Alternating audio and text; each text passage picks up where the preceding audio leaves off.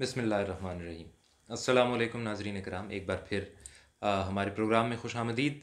कुतुब नुमा के साथ इसकी एक नई किस्त के साथ हम आपकी खिदमत में हाज़िर हुए हैं। गुज़श्ता दो प्रोग्राम्स में हमने एक तो ये बात तय की कि हम इस प्रोग्राम से क्या हासिल करना चाहते हैं, इसका मकसद क्या है।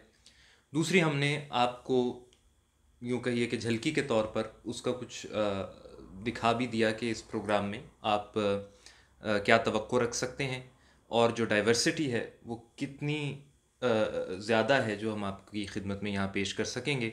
और वो जो शेर है उबैदुल्लाह अलीम साहब का कि मौजे हवाए रंग में आप नहा लिया तो क्या या वाला जो मामला है, और ये वो मौजे हवा है जिसके रंग गोया चखे हैं हमने, वो आपकी खिदमत में भी पेश किए जाएंगे। अब इस तारुफ़ी सिलसिले का ये आखिरी प्रोग्राम है यानी इस प्रोग्राम के तारुफ में। या और इसमें अब हमें एक एक बात और डिस्कस करनी है भट्टी साहब, जी जो ये है कि इस वक्त दुनिया में जो इसका ज़रा सा जिक्र हमने पहले प्रोग्राम में किया था जी जी कि जो चीज़ें इस वक्त कंज्यूम की जा रही हैं इस वक्त दुनिया में, और ख़ास तौर पे मीडिया के थ्रू, एक तो ये कि वो सिलेक्टेड हैं, और दूसरा ये कि उनकी और जो अक्सरियत प्रोग्रामों की होती भी ऐसी ही है दुनिया में। और ये हमेशा से यही सिलसिला है कि कंज्यूमर को वही दिया जाता है जो जिसकी मार्केट में डिमांड हो, यानी ठीक है। जिसकी वो खुद डिमांड कर रहा जी है। ये हमेशा से ऐसा है, ये कोई ऐसे नया फिनोमेना नहीं है ठीक है। कि आज मीडिया बहुत करप्ट हो गया है इसलिए ऐसी चीज़ें दी जा रही हैं। वो जिस ज़माने में जो भी मीडिया था वो हमेशा ऐसा ही था, और दुनिया में हमेशा वही चीज़ बिकती है जिसकी डिमांड होती है। सही है। लेकिन इसके साथ साथ कहीं कहीं कुछ गोशे होते हैं, कुछ ताकों में कुछ चिराग जल रहे होते हैं। लेकिन इस वक्त की अगर कैफियत को देखें, और ये ऐसी बात है जिस पे मीडिया कसूरवार है, और वो ये कि वो जो गोशे थे, वो जो ताक थे जिनमें चंद चिराग जल रहे थे, वो भी बुझ गए हैं इस वक्त। ये तो है। वो ताक मैसर नहीं है, वो गोशे भी इस वक्त मैसर नहीं रहे दुनिया में। हम सहल तलब हम्म। कौन से फरहाद थे जाना। हाँ हाँ फैज साहब ने कहा हाँ हाँ हाँ। हम सहल तलब कौन से फरहाद थे कौन जाना। से फरहाद थे जाना, पर शहर में तेरे कोई हमसाफी कहाँ है। वाह वाह। और ये अब चेंज आया है हम्म। कि वो जो एहसास हो जाता था ना, एहसास ज़ियां, सही। कारवां के दिल से एहसास ज़ियां जाता रहा। वाह। ये वो अब हम उस फेज में हैं कि इस वक्त जो जो आपके है ना, जो मेन स्ट्रीम उनका नाम पड़ चुका है ना, जी तो जी जी। अब आप किसी को उनका बेशक नाम ना लें, मेन आप स्ट्रीम कहते मेन सारे स्ट्रीम जानते कहते हैं। हैं उसमें सारे आ जाएंगे। ठीक। जी जी। तो वो मेन स्ट्रीम का ये एक जुर्म ये है, उसके मत्थे लगता है ये है। कि उन्होंने सिर्फ इस चक्कर में कि यार इदी की लोड, इसको कौन देखता है भाई, ये कौन देखता है का कसूर तो आपका है ना, आपने उसका टेस्ट डेवलप नहीं करवाया। बिल्कुल ठीक। वरना ये जो कोला पिया जाता है, मुझे भी अब प्रोग्राम करता हूँ तो ब्रांड नेम मैंने रोक लिया तो वो हमें याद है बचपन में जब हमें दिया गया पहली दफा, तो वो उठा के फेंका था कि हमें उसका टेस्ट नहीं था। सही। लेकिन बाद में जब टेस्ट हो जाता है तो बच्चे छोड़ते नहीं है। फिर सही। बस ज़ौक डेवलप करना पड़ता ज़ौक डेवलप करना इनका काम था, इन्होंने नहीं किया। है। ऐसे ही, बल्कि मौजूद था जिसको ख़राब किया ज़ौक गया तो है। मौजूद है। मतलब आप आज YouTube पर देखें तो आपको ऐसे ऐसे प्रोग्राम मिलेंगे रेडियो पाकिस्तान के कि जी। आपको हैरत होगी कि ये लोग एक जगह जमा होकर गुफ्तगू करते थे किसी ज़माने में। नहीं तो आपके ये जो छोटी छोटी वो बना के वो अच्छे डिज़ाइन से करके, तो वो यूसुफी साहब इतने कसरत से आम किए हाँ जा रहे होते हैं। हाँ। अच्छा, मैंने इसमें फेसबुक पे या सोशल मीडिया पे आप अगर देखें तो अब्दुल हमीद अदम का मिसरा आ रहा है, मतलब उसमें आप सुरूर बाराबंकवी का मिसरा पढ़ने को मिल रहा है। बिल्कुल। लोग तो अब भी लिख रहे हैं, लोग अब भी उसको शेयर कर रहे हैं। बल्कि कल मैंने एक दोस्त को जमील मजहरी साहब का किसी और गुफ्तगू में शेर सुनाया। सही। तो वो अदरवाइज वो उनका ज़्यादातर ताल्लुक सहाफ़त से लिखने, सही। और वो भी अंग्रेज़ी सहाफ़त से अच्छा ज़्यादातर। अच्छा। मतलब वो अंग्रेज़ी आर्टिकल्स लिखते हैं, उर्दू में नहीं, मैंने उनका कुछ पढ़ा कभी। ठीक। लेकिन वो मुझे सारी बात करने के बाद कहते हैं कि एक तो मुझे वो फलां प्रोग्राम भेज दीजिएगा, और दूसरा सबसे पहले ये मुझे ये जो है ना जमील मजहरी का ये जो शेर आपने सुनाया था, ये मुझे भेज दीजिए। वाह। यानी मुझे खुशी हुई कि यानी लिख तो वो अंग्रेज़ी में रहे हैं, लेकिन वो सोचना और उसको महसूस करना वो उनका उर्दू भी कौन सा, उस शेर का। हाँ। अब वो बार बार वो उनके उस शेर का जिक्र हो ही गया, तो मैं इरशाद कीजिए। हाँ। अर्ज कर दूं कि सामीन बाद में दो पूछ ही जाते हैं, कई दफ़ा कमेंट्स में आ जाता है कि वो जो आप बात कर रहे थे उसकी वो तो आप सुनाए नहीं। तो वो था कि बकदर पैमाना तखय्युल हाँ। सुरूर हर दिल में है खुदी का। वाह वाह वाह। बकदर पैमाना तखय्युल सुरूर हर दिल में है खुदी का। वाह। अगर ना हो ये फरेब पैहम तो दम निकल जाए। हाय हाय हाय, क्या कहने। अगर ना हो ये फरेब पैहम तो दम निकल जाए आदमी का। तो बात यह है कि ये कैफियत तो मौजूद है, हर जगह मौजूद है। ऐसा ही है। इसको टाइमली एड्रेस करना। और ऐसे ही मैं अब्रप्टली अगर ये किताब उठाऊं, मैं खुली हुई एक सच्चाई, तो ये मतलब ये क्यों आपने पिछले प्रोग्राम में पूछा था ना कि आपके सामने क्या है, तो 3 समतों की एक समत मैंने जहाँ से खोली वहीं से मैं पढ़ रहा हूँ। तो ये इनके नसरी मज़ामीन हैं जो मुख्तलिफ मौक़ों पे छपे अखबारात में। तो कहते हैं कि मैं दौलत और नौकरशाही के ज़ोर पर चलने वाली तहजीब के सामने अकेला पड़ गया। मेरा नाम तहजीबी जमाल है, मैं खैर आला हूँ। मैं हर तहजीब की पुष्ट पर खड़ा हुआ उसे रोशनी दिखाता हूँ। मैं वजूद बशर की खुशबू हूँ। यही तो बात है जो हम कर रहे हैं, ये बिल्कुल वही बात है जी? जो हम कर रहे हैं इस वक्त। मगर मैं हार गया हूँ, मेरे बाजू शल हो गए हैं, मैं गिरती हुई दीवार के पीछे खड़ा चीख रहा हूँ। मगर वो लोग जो पेट के बल रेंगते हैं, रेप्टाइल्स और मुनाफिक हवाओं पर जिंदा हैं, मेरा मजाक उड़ाते हैं। उन्हें नहीं मालूम कि मैं क्या कह रहा हूँ और क्या कहना चाहता हूँ। अब ये मैंने मतलब बगैर सोचे समझे अगर कहीं से बात की, या ये जो अभी बात हो रही थी कि इक्का दुक्का सदाए जंजीर, फिराक गोरखपुरी साहब का शेर है। इक्का दुक्का सदाए जंजीर, जिंदा में रात हो गई है। यानी पहले तो वो था जेल खाना और उसमें रात हो गई है। तो इस कैफियत के साथ हमें निपटना है। हमें अपने ऑडियंस को, अपने आने वाले लोगों को, अपने हम असरों को, अपने बच्चों को, अपने लड़कों को, नौजवानों को, ख़वातीन को, लड़कियों को, बिल्कुल उनको एक ज़ौक़, उनको एक मयार देना है। इसके लिए हम इनडायरेक्ट साहिब ज़ौक़ होने का, साहिब मयार होने का हमारा कोई दावा नहीं है। कोई और है तो वो अपना हिस्सा पेश करेगा। हाँ, ये मेरा है कि हमने जो हमारे पास था वो हम लेके आ गए। ये हमारी मौजे हवा है ना। जी, ये वो मौजे हवा थी जिसमें हम नहा रहे थे। तो हमने उसमें आपको शरीक किया। ठीक। आपके पास इससे ज्यादा अच्छी खुशबू, इससे ज्यादा अच्छा माहौल, इससे ज्यादा अच्छी कैफियत हैं, तो सर आंखों पर आप लेके आए। हम आपकी ऑडियंस हैं। हम प्रोग्राम नहीं कर रहे, हम आपके ऑडियंस में बैठ के आपको सुनते हैं। आप दें चीजें दुरुस्त, लेकिन अब जब कोई चीज है ही नहीं, तो मैं सिर्फ इस खौफ में अपना दिया, अपना चिराग, अपना बल्ब, अपनी रोशनी का जो भी मेरे पास इंतजाम है, वो इसलिए ना करूँगा यार इसकी तो कोई मतलब मेरा पाकिस्तान में है ये तो। पाकिस्तान में एक जुमला मैंने कहा था कि जिस तरह अल्लाह ताला को तकब्बुर नापसंद है, अल्लाह ताला को मेरे ख्याल में जाली इज्ज भी नापसंद है, कि यानी खिलाफ वाक़या इज्ज। बिल्कुल ठीक। कि जो अल्लाह ताला का फजल है, वाम्मा बिनिअमत रब्बिक फहद्दिस, कि अगर हमें अल्लाह ने तौफीक दी है, अब तक जो कुछ हमारी नज़र से गुजरा है, हम उसको अपने ज़ौक़, अपनी ज़ात की इजाफत से पेश करते हैं। आप उससे बेहतर चीज़ लाइए, हम उसको भी सर आंखों पर रखेंगे। बिल्कुल। तो ये है, ये कोई हम गोया जैसे वो उर्दू स्पीकिंग कहते हैं ना, बाप बनने की कोशिश मत करो। तो हम बाप नहीं बन रहे, हम कुछ नहीं ऐसा, लेकिन हम ये चाहते हैं कि वक्त ने तो इस्तेमाल होना ही होना है। सही। तो इसको ज़रा बेहतर तरीके से कर लिया जाए।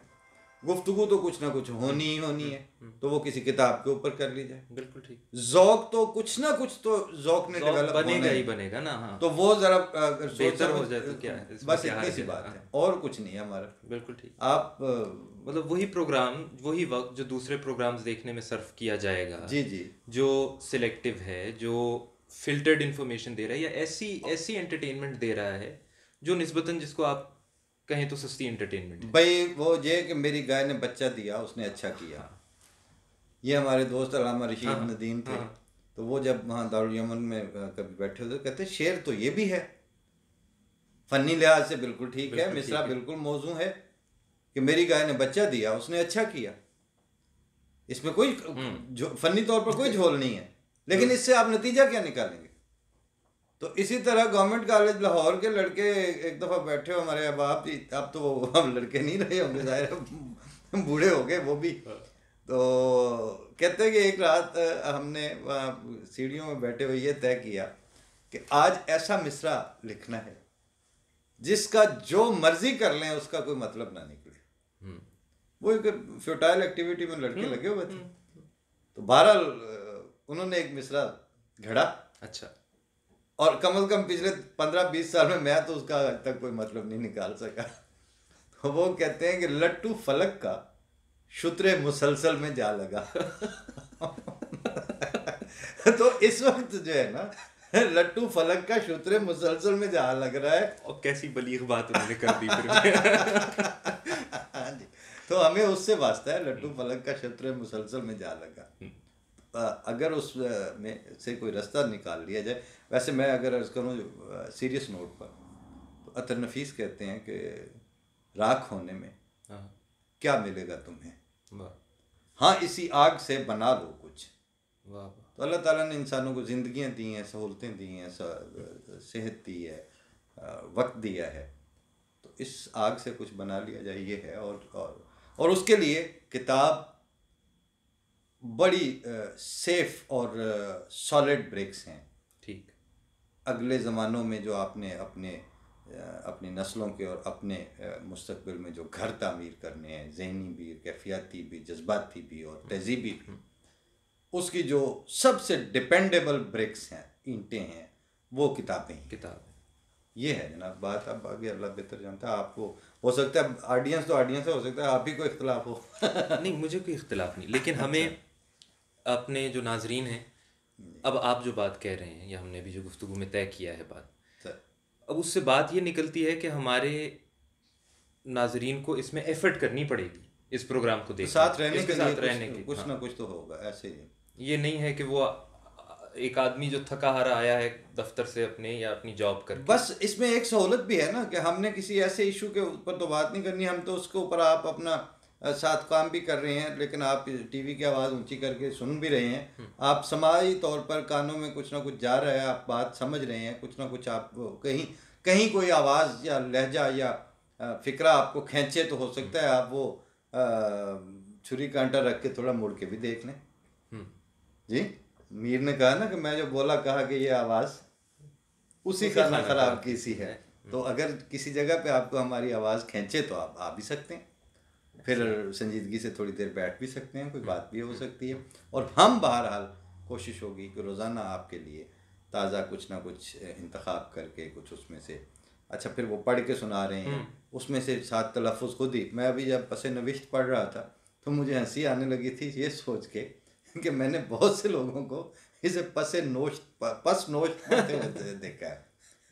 जी, तो अब कम से कम इतना ही है कि पसे नविश्त बार बार एक लफ्ज़ बोला है तो पता चल गया कि आप वो जब भी इसको पढ़ेंगे नून वाव शीन ते, तो उनको पता होगा कि ये नोश्त होने के बावजूद ये नोश्त नहीं है, ये नविश्त है। हाँ जी।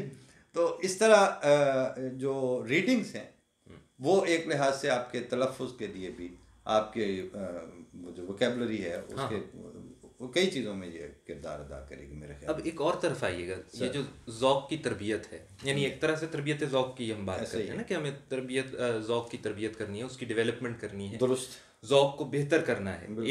एक जगह पे आकर खड़ा हो गया है या एक मेयार से गिर के एक जगह हम पहुंच गए हैं, अब उसको दोबारा बढ़ाना है। हाँ जी। तो इसका हासिल क्या होगा एक देखने वाले को, अगर वो ये कहे कि अच्छा मुझे एक तरबियत ज़ौक़ से गुजरना पड़ेगा, तो फिर यानी ये वो हम बाज़ौक़ हो भी जाएंगे तो क्या होगा? तो जनाब उसका पहला जवाब तो ये है कि फिर ये सारा खेल तमाशा किसके लिए और क्यों साहब, जब इसके अंजाम में चुप है, जब इसके आगाज में चुप। एक तो ये जवाब है। और दूसरा ये है कि जब हमने मर ही जाना है तो फिर कुछ भी करने के क्या फायदा। सही। वो मेरा एक दोस्त था, अल्लाह ताला उसे खुश रखे, काफ़ी अरसे से कभी बात नहीं हुई है, तो बड़ा पुर हिकमत और बड़ा बाज़ौक़ आदमी था। सही। अच्छे अच्छे जुमले निकाल के लाता था, अच्छा पढ़ने का ज़ौक़ था उसका। लुकमान नाम था और आज़र लुकमान नाम से उसका मजमुआ भी संग मील ने छापा हुआ है। अच्छा। और अच्छा, शेर भी अच्छा कहता था हम्म। कि उसका मुझे अचानक याद आया तो उसका शेर भी याद आ गया कि ऐसी रुत में अब आए हो, ख्वाब हुए जब शहर बदर। वाह। तो इस तरह का था।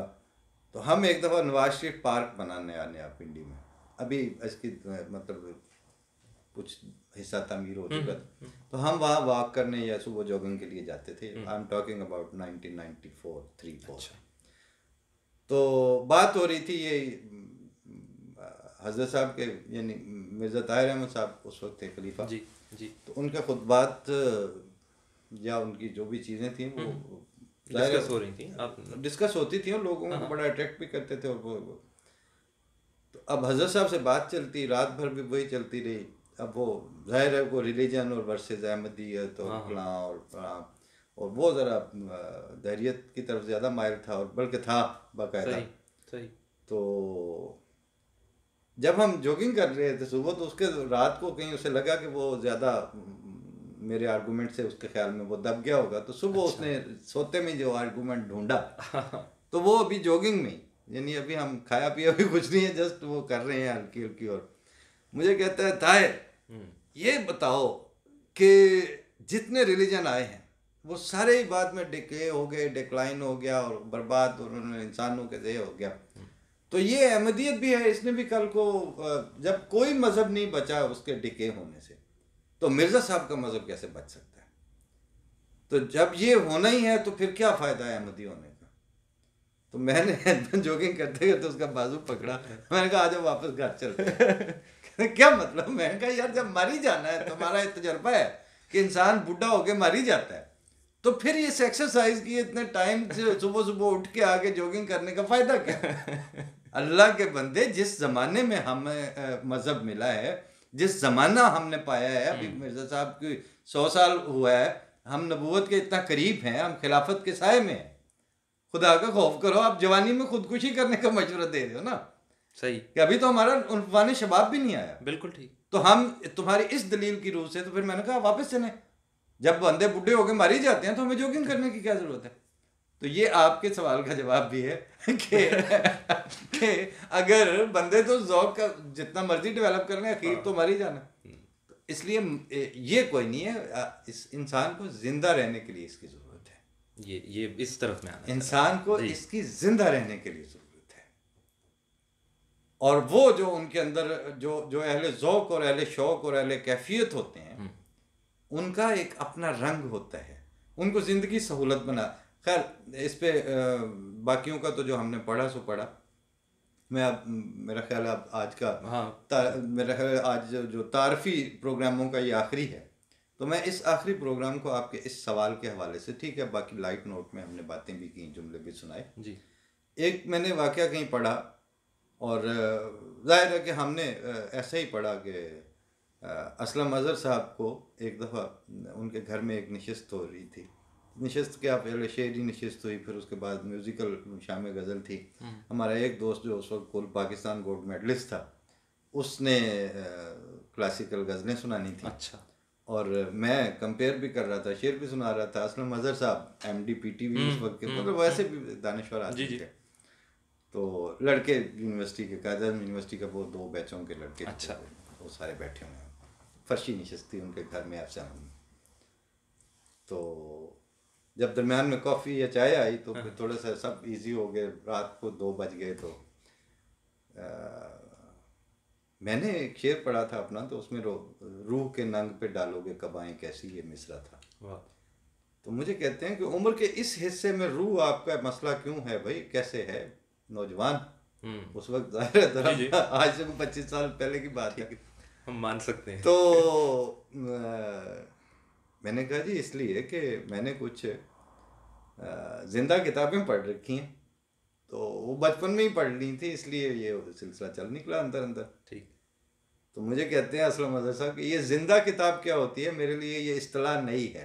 अच्छा। मैंने कहा जी इस वक्त बहुत ज़्यादा लोग हैं, मैं कल आपको एक ज़िंदा किताब चखने के लिए दे जाऊंगा। गुड। तो दूसरे दिन मैं उनको ये इस्लामी उसूल की फ़िलासफ़ी जो है सही वो पेश कर आया। ठीक। तो वो खैर उसके बाद जब मुलाकात हुई, कहते हैं वो तुमने जो जिंदा किताब वाली बात कही थी तो इसको पढ़ने के बाद बताना। मैंने कहा जी ये किताबें जो हैं ये पढ़ते पढ़ते बाज़ दफ़ा लेट के पढ़ रहे होते हैं तो उठा के बिठा देती हैं, वाह। बाज़ दफ़ा बैठ के पढ़ रहे होते हैं तो ये रुला देती हैं, और कई दफ़ा आप मतलब समझ नहीं आती कि ये किताब आपके अंदर हलचल पैदा करती है। दुरुस्त। तो वो जो मैं वाकया आपको अर्ज़ करने लगा था, टाइम ख़त्म होने वाला है तो आखिर में मैं इसको अर्ज़ कर दूं कि एक स्याह साहब आया करते मलफूजात वाले, उसमें बयान है ये वाकया। अच्छा अच्छा। वो सैर करते करते आए तो उन्होंने, जहाँ उन दिनों बाग में बैठते थे बानिया जमात अहमदिया हज़रत मसीह मौद अलैहिस्सलाम, तो वो तो जाहिर है वो हवा के घोड़े पे सवार तो आए, तो उन्होंने मुफ्ती साहब या जो भी अंग्रेज़ी बोल जी सकते थे जी या जी। तर्जमानी के काम कर रहे थे, तो उन्होंने कहा जी इनसे मेरा सवाल करें कि मैं तो हिंदुस्तान आया, मुझे पता चला इन्होंने मसीह होने का दावा किया, तो मैं साइकिल फड़ी और इधर आ गया, अच्छा। तो अब मैंने रहना नहीं है, तो मुझे सिर्फ ये बताएं कि अगर ये मसीह हैं तो इनकी बासत का मकसद क्या है। तो उनको जवाब मतलब बाकी जवाब भी आप सारे जहन में होंगे, आपके जी जी किताबें भी जी इतनी जी नहीं है सर। जी जी। उनको जवाब दिया कि हमारी बासत का मकसद और गरज ये है कि ता हमें कबूल करके इंसान को सफ़र आखरत मकरू मालूम ना हो। वाह।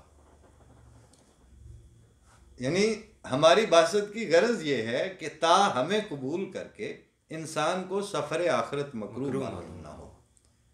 बात यह है कि मरना तो है, लेकिन सफ़र आखरत अगर इंसान को मकरू ना लगे और उसके अंदर इतने इंकशाफात और इतनी कैफियत हों कि अब उसका वो कशां कशां जा रहा हो, तो ये मंजिल जो है ये पढ़ने लिखने बोलने सोचने के बगैर नहीं आती। दुरुस्त है, बिल्कुल दुरुस्त। तो इसलिए किसी न किसी तरह से एक मकसद उसका ये भी है कि ज़िंदगी जो है वो मकरू मालूम ना हो, उसका एक मकसद हो, उसमें एक जायका हो। ये जो हम बैठे बात कर रहे हैं या आगे किसने सुनना है, कब सुनना है, उस पर क्या असर होना है, ये सारा कुछ जो है वो गैब की डोमेन में है। दुरुस्त दुरुस्त।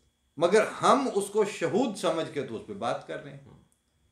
तो ये अगर लोग इस तरह की कोट एंड कोट हिमाकत ना करें तो दम निकल जाए आदमी का। वो जो हमने पिछले प्रोग्राम में सुनाया था, अगर ना हो ये फरेब पैगाम तो दम निकल जाए आदमी का। तो हमारी ये है, अगर अब इंशाल्लाह अगले प्रोग्राम में जब इसका सिलसिला अब शुरू हो जाएगा तो वो फिर आप तो कभी होंगे कभी नहीं होंगे, कभी स्विट्ज़रलैंड से आप, कभी इधर से मैं, ठीक। तो हम हर किताब पे हर दफ़ा कुछ ना कुछ पेश किया करेंगे और कुछ पढ़ के कुछ अपनी तरफ से कुछ लोगों का कहा सुना, तो ये एक चीज़ पेश होती रहेगी। अल्लाह करे कि हमारा ये इनिशिएटिव जो है वो आपको पसंद आए, और असल में तो ये है कि अल्लाह ताला की तरफ से उसमें बरकत हो। तो आपकी समातें भी उसी के कब्ज़े में हैं, हमारे कलाम और बोलने की और कम्युनिकेशन की सलाहियतें भी अल्लाह ताला के कब्ज़े में हैं। तो वो चाहे तो वो इसमें रंग भर देगा इंशाल्लाह। बाकी लोग कहते हैं जी आप हमारा ख्याल रखिए, आप बात फिक्र है ना कि अपना ख्याल रखिएगा। मैंने कहा यार आप अपना कितना ख्याल रख लेंगे, अल्लाह ही फजल करे। तो इसी तरह से आपसे हम कहेंगे जी आप इसको पसंद कीजिएगा, जी आप कमेंट्स कीजिएगा, जी आप राय दीजिएगा, ठीक है हम पेश कर रहे हैं। अल्लाह ताला आपकी समातें इस बहाने से रोशन कर दे कोई, और हमें बेहतर चीज़ें पेश करने की तौफीक दे। तो ये दो तरफ़ा प्रोसेस है, अल्लाह चाहे तो ये कामयाब होगा। हमारी दुआ है और आपसे भी दुआई की दरख्वास्त है। मतलब बहुत से शेर याद आ रहे थे जब आप बात कर रहे थे। तो एक शेर जॉन एलिया का ऐसे ही याद आ गया, पता नहीं इससे ताल्लुक है भी या नहीं है, बहरहाल याद आ गया। होगा तो कि सहूलत से गुजर जाओ मेरी जान, वाह वाह, सहूलत से गुजर जाओ मेरी जान, कहीं जीने की खातिर मर न रही। वाह, कहीं जीने की खातिर मर न रही। वाह वाह वाह वाह। तो इसी के साथ हम आपसे इजाज़त चाहते हैं। अगले प्रोग्राम्स में दोबारा आपकी खिदमत में हाजिर होंगे, जैसे अर्ज़ किया या भट्टी साहब या ये खाक साहब भी। तब तक के लिए इजाज़त दीजिए। अस्सलाम वालेकुम, खुदा हाफ़िज़।